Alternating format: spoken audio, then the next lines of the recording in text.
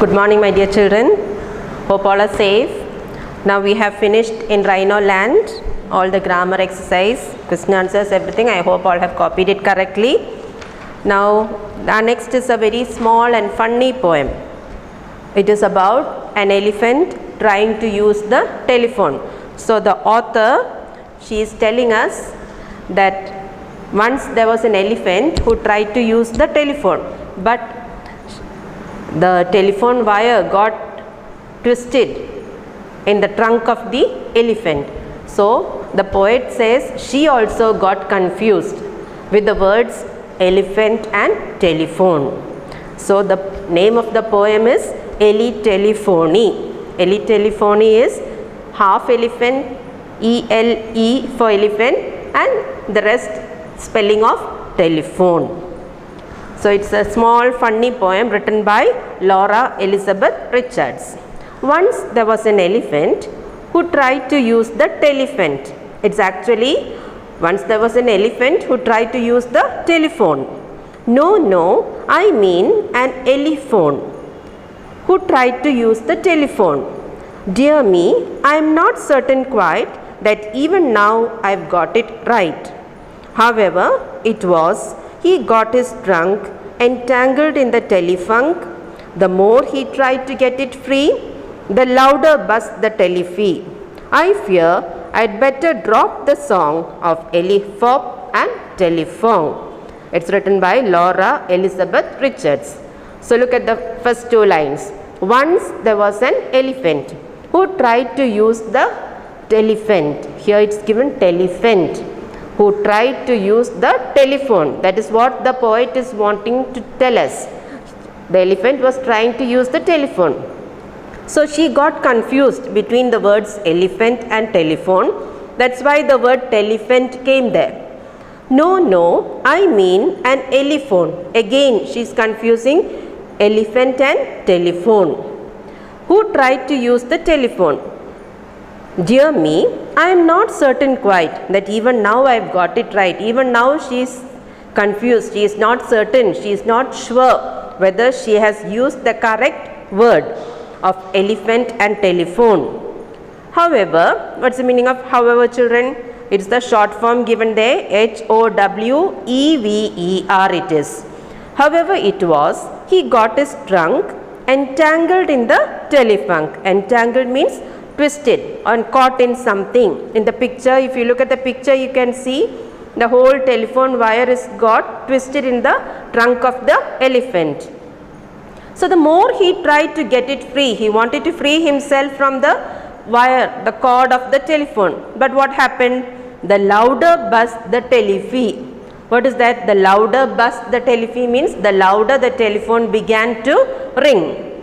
I fear I had better drop the song of Elephop and telephone. So the poet is telling, I am going to stop. Drop the song means I am not going to tell the story. I am going to stop the story of how an elephant tried to use the telephone. Because why is she stopping now? Because she got confused between the words elephant, telephone, etc.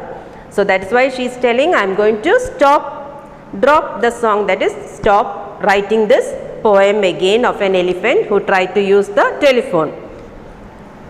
Now two new words are given there, however and entangled. Now understanding the poem, A. What happened when the elephant tried to use the telephone? Describe in your own words. So the first line is given there, once an elephant tried to use the telephone. Now what happened? So while trying to do so, what happened? He got his trunk twisted or caught in the telephone wire. And what happened when he tried to free himself from this telephone wire? The telephone began to ring louder and louder. And so the poet is telling, so I am going to stop saying this poem now, or saying the story of an elephant who tried to use the telephone. Now some answer these questions are given there.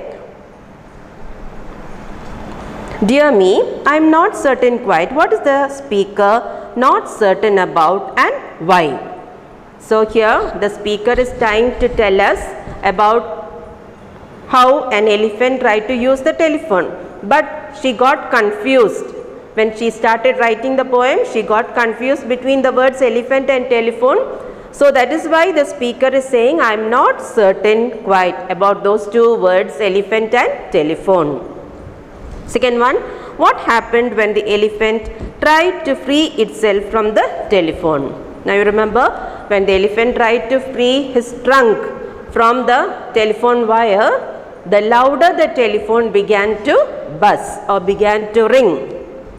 Third one, what does the speaker mean by drop the song? Why does she have to drop the song? So in this poem, the meaning of drop the song means stop writing the story or stop writing the poem. And why does she have to drop the song? Why does she have to stop writing the poem? Because she got confused between the words elephant and telephone.